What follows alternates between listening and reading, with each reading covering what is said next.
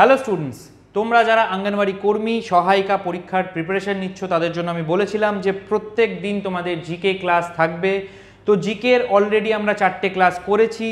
GK 2024 for ICDS এই প্লেলিস্টে গেলে পরে তোমরা সবকটা ভিডিও একে একে পেয়ে যাবে। তো আজকে হচ্ছে আমাদের জিকের 5 নম্বর ক্লাস। ক্লাসের প্যাটার্নটা তোমরা জানো, যারা জানো না, যারা প্রথমবার ভিডিওটা দেখছো তাদের জন্য বলে দিই। প্রত্যেকটা কোয়েশ্চেন নাম্বারিং ওয়াইজ থাকবে। যখন তোমরা অ্যান্সার করবে প্রত্যেকটা কোয়েশ্চেন কিন্তু নাম্বারিং ওয়াইজ করবে, আদারওয়াইজ তোমাদের কোয়েশ্চেনের আমি কমেন্টগুলো চেক করে রিপ্লাই করতে পারবো না, বুঝতেও পারবো না তোমরা ঠিক উত্তর দিচ্ছ না ভুল উত্তর দিচ্ছ। এবং পুরো যখন ক্লাসটা শেষ হয়ে যাবে তখন কিন্তু অবশ্যই কমেন্টে জানাবে যে টোটাল কোয়েশ্চেনের মধ্যে তোমরা কতগুলো কোয়েশ্চেনের সঠিক উত্তর দিতে পারলে। তাহলে চলে যাই আজকের ফার্স্ট কোয়েশ্চেনে। আজকের ফার্স্ট কোয়েশ্চেন অঙ্গনওয়াড়ি কর্মী সহায়িকার জন্য হচ্ছে জাতীয় গ্রন্থাগারের স্থপতি কে? জাতীয় গ্রন্থাগারের স্থপতি কে? 4টে option, Lord Curzon, Dalhousie, William সকার নাকি জেমস প্রিন্সেপ। এর মধ্যে থেকে জাতীয় গ্রন্থাগার কে স্থাপন করেছিলেন?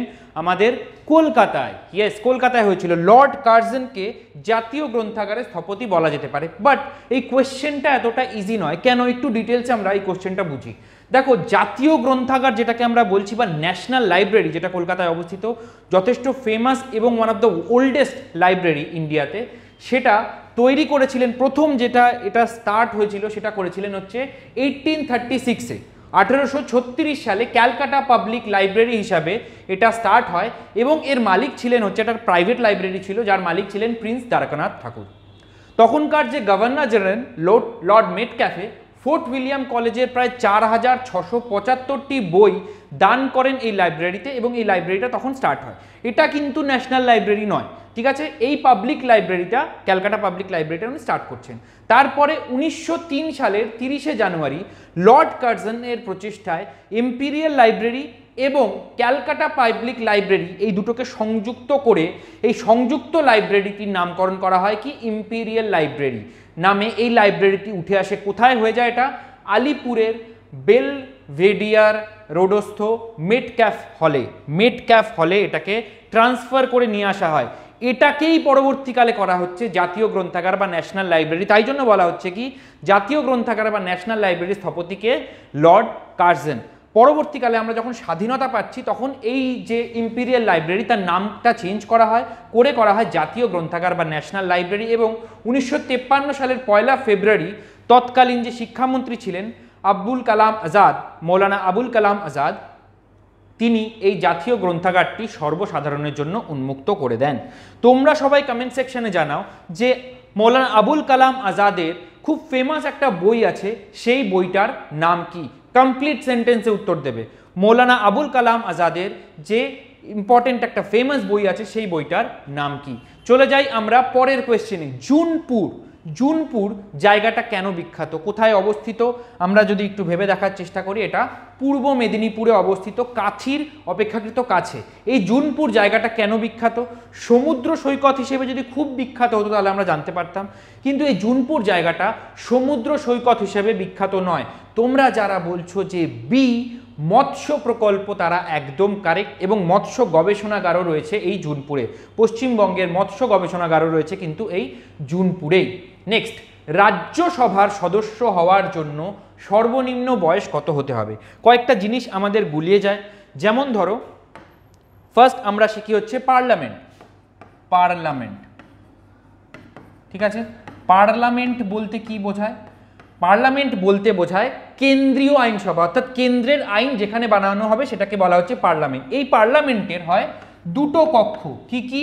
একটা হচ্ছে লোকসভা, ঠিক আছে, বাংলাতেও সেম লোকসভায়, এবং রাজ্যসভা।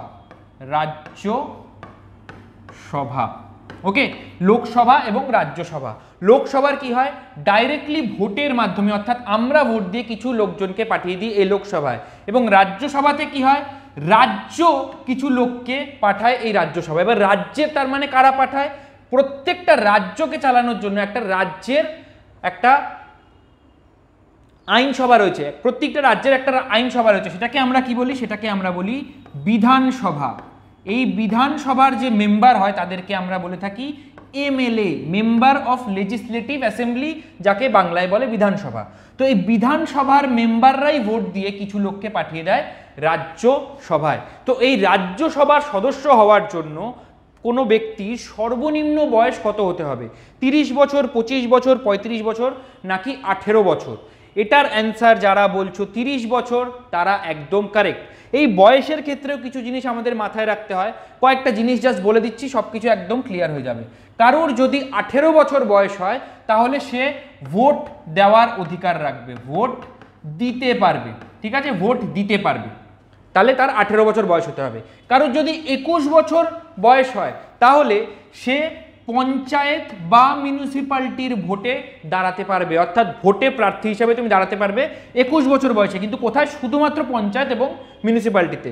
তারপরে চলে আসি 25 বছর বয়স যদি হয় তাহলে তুমি একটু আগে যেটা বললাম, লোকসভার সদস্য যদি হতে হয় মিনিমাম 25 বছর বয়স হতে হবে, বা বিধানসভার সদস্য যদি হতে হয় তাহলেও মিনিমাম 25 বছর বয়স হতে হবে। নেক্সট চলে আসি 30 বছরে, কাউকে যদি রাজ্যসভার সদস্য হতে হয় বা বিধান পরিষদের সদস্য হতে হয় তাহলে তার বয়স হতে হবে 30 বছর। বিধান পরিষদ কি জিনিস? ধরে নাও রাজ্যসভার যেরকম লোকসভাকে হেল্প করার জন্য আছে, কিছু কিছু রাজ্যে বিধানসভাকে হেল্প করার জন্য রয়েছে বিধান পরিষদ। নেক্সট চলে আসি 35 বছর। 35 বছর মিনিমাম লাগবে তোমাকে দেশের প্রেসিডেন্ট বা ভাইস প্রেসিডেন্ট হতে গেলে, অর্থাৎ তোমাকে যদি প্রেসিডেন্ট বা ভাইস প্রেসিডেন্ট হতে হয়, রাষ্ট্রপতি বা উপরাষ্ট্রপতি হতে হয়, তাহলে তোমার মিনিমাম 35 বছর বয়স হতে হবে। এই চারটা দরকার পড়লে ভিডিও পজ করে তোমরা লিখে নাও, এটা থেকে কিন্তু বহু কোশ্চেন আসে। নেক্সট চলে যাই আমরা পরের কোশ্চেনে। ঢাকা অনুশীলন সমিতির প্রতিষ্ঠাতা কে? ঢাকা অনুশীলন সমিতির প্রতিষ্ঠাতা কে? অনুশীলন সমিতির একটা পার্ট হিসেবে বা ভাগ হিসেবে তৈরি হয় ঢাকা অনুশীলন সমিতি। আসল যে অনুশীলন সমিতি সেটা স্থাপন করেছিলেন কে, সেটাও তোমরা কমেন্ট সেকশনে আমাকে জানাবে। এই কোয়েশ্চেনগুলো কিন্তু যথেষ্ট ইম্পর্টেন্ট, দরকার পড়লে তোমরা গুগল সার্চ করো, কিন্তু গুগল সার্চ করে দেখেও কিন্তু কমেন্টে জানাও। এই কমেন্ট করলে অর্থাৎ এঙ্গেজ করলে তোমাদেরও জিনিসগুলো মনে রাখার প্রবণতা অপেক্ষাকৃত বেড়ে যাবে। ওকে, তো ঢাকা অনুশীলন সমিতি প্রতিষ্ঠা করেছিলেন কে? চারটে অপশন, নবাব সালিমুল্লাহ, আনন্দমোহন বসু, পুলিন বিহারী দাস নাকি দাদাভাই নৌরোজি। এটার অ্যান্সার হয়ে যাবে কি? এটার অ্যান্সার হয়ে যাবে সি, পুলিন বিহারী দাস। যারা বলছিলে সি তারা একদম কারেক্ট। চলে যাই আমরা পরের কোয়েশ্চেনে। কেশবচন্দ্র সেনের দ্বারা সম্পাদিত পত্রিকা কি? কেশবচন্দ্র সেনের দ্বারা সম্পাদিত পত্রিকা, আমি আগেই বলেছি যেই কোয়েশ্চেনই আমরা আলোচনা করি না কেন, যদি তার আশেপাশের কোনো ইনফরমেশন তোমাদের জানার দরকার পড়ে, আমি টোটালটাই ওই কোয়েশ্চেনের মাধ্যমে তোমাদেরকে কভার করিয়ে দেবো। তো কেশবচন্দ্র সেনের দ্বারা সম্পাদিত পত্রিকা কি? Indian mirror, Somprakash, the Bengalee, Bengal gazette. এর মধ্যে থেকে যারা বলছো অপশন এ তারা একদম কারেক্ট, অর্থাৎ ইন্ডিয়ান মিরর হলো কেশবচন্দ্র সেনের দ্বারা সম্পাদিত পত্রিকার নাম। কেশবচন্দ্র সেনের সম্পর্কে আরও একটা ইম্পর্টেন্ট জিনিস, আমরা যে ব্রাহ্ম সমাজের কথা শুনেছি, ব্রাহ্ম সমাজ যার প্রতিষ্ঠাতাকে, ব্রাহ্ম সমাজের প্রতিষ্ঠাতা হচ্ছেন রাজা রামমোহন রয়। এই ব্রাহ্ম সমাজ পরবর্তীকালে দুটো ভাগে ভাগ হয়ে যায়, যার মধ্যে একটা ভাগ হয় ব্রাহ্ম সমাজ অফ ইন্ডিয়া, ব্রাহ্ম সমাজ অফ ইন্ডিয়া। এই ব্রাহ্ম সমাজ অফ ইন্ডিয়ার প্রতিষ্ঠাতা ছিলেন হচ্ছে এই কেশবচন্দ্র সেন। তো যা যা রিলেটেড ইনফরমেশন আমাদের জানার দরকার আমরা জেনে নিলাম। নেক্সট আমরা দেখে নিই বেঙ্গল কম্বাইন্ড কোর্স সম্পর্কে, অর্থাৎ তোমরা যারা ওয়েস্ট বেঙ্গলের ICDS worker, helper, WBPSC clerkship, miscellaneous প্রভৃতি যত পরীক্ষা আছে সব পরীক্ষার প্রিপারেশন করতে চাইছো, বাট তোমরা চাইছো একটু কম পয়সায় হলে ভালো হয়, তাদের জন্য যথেষ্ট অ্যাফোর্ডেবল আমরা রেখেছি জিনিসটাকে তোমাদের সুবিধার জন্যই। অ্যাপটুকু চালানোর জন্য যতটুকু সার্ভিস চার্জ নেওয়া দরকার ততটুকুই আমরা নিচ্ছি, অর্থাৎ পুরো 1 বছরের কোর্স ফিস 689 টাকা। এর মধ্যে তোমরা লাইভ ক্লাসেস পাবে, রেকর্ডেড ক্লাসেস পাবে, মক টেস্ট পাবে, অর্থাৎ সিঙ্গেল মক টেস্টও পাবে, ফুল লেন্থ মক টেস্টও পাবে। টোটাল তোমাদের পরীক্ষার জন্য যা যা দরকার সাবজেক্ট ওয়াইজ ডিফারেন্ট ফ্যাকাল্টি দিয়ে পুরো জিনিসটা কভার করা আছে এই বেঙ্গল কম্বাইন কোর্সের মধ্যে। মাত্র 689 টাকা দিয়ে তোমরা এই কোর্সটা পারচেস করে নিতে পারো 9088890010 এই নাম্বারে কন্ট্যাক্ট করে। নেক্সট, চট্টগ্রাম অস্ত্রাগার লুণ্ঠন কত সালে হয়? চট্টগ্রাম অস্ত্রাগার লুণ্ঠন কত সালে হয়? চারটে অপশান 1930, 1936, 1935, 1945। এর মধ্যে থেকে চট্টগ্রাম অস্ত্রাগার লুণ্ঠন কত সালে হয়েছিল? এটা হয়েছিল 1930 সালে। কার নেতৃত্বে হয়েছিল? সূর্য সেনের নেতৃত্বে হয়েছিল এই চট্টগ্রাম অস্ত্রাগার লুণ্ঠন। এবার তোমরা কমেন্টে জানাও যে যেই সূর্য সেনের কথা বললাম তাকে আমরা কি নামে চিনি? যেই সূর্য সেনের কথা আমরা বললাম তাকে আমরা কি নামে চিনি সেটা অবশ্যই কমেন্ট সেকশনে জানাবে। নেক্সট চলে আসি, দারুচিনি দ্বীপ কাকে বলা হয়? আমরা একটা গান পড়ে শুনেছিলাম না, আমি চিনি গো চিনি তোমারে। এই যে গানটা, এখানেও কিন্তু রয়েছে দারুচিনি দ্বীপ হিসাবে একটা দেশের নাম, অর্থাৎ সেই দেশটাকেই অভিহিত করা হয়েছে। এই দারুচিনি দ্বীপ কোন দ্বীপকে বলা হয়? এটার অ্যান্সার হয়ে যাবে বি, শ্রীলঙ্কা। শ্রীলঙ্কাকে বলা হয় দারুচিনি দ্বীপ। ওকে, নেক্সট চলে যাই, জ্যাব শব্দটি কোন খেলার সঙ্গে যুক্ত? জ্যাব শব্দটি কোন খেলার সাথে যুক্ত? চারটে অপশন, বক্সিং, ফুটবল, পোলো এবং ঘোড়া দৌড়। এর মধ্যে থেকে জ্যাব শব্দটি কোন খেলার সাথে যুক্ত? এটার অ্যান্সার হয়ে যাবে, যারা বলছো এ একদম কারেক্ট, বক্সিং। কি জিনিস জ্যাব? জ্যাব হচ্ছে একটা বক্সার যখন পাঞ্চ মারে তখন ফার্স্ট যে পাঞ্চটা মারে, দেখো এই পাঞ্চটা মারলে পরেই যে অপোনেন্ট থাকবে সে কিছুটা দুর্বল হয়ে যাবে, তারপরে এই পাঞ্চটা মারার পরে বাদবাকি পাঞ্চগুলো মারতে তাদের সুবিধা হয়, অর্থাৎ ফার্স্ট পয়েন্ট স্কোর করে যায় হচ্ছে এই জ্যাবের মাধ্যমে। এটাকেই বলা হয় জ্যাব, যেটা বক্সিংয়ের সাথে যুক্ত।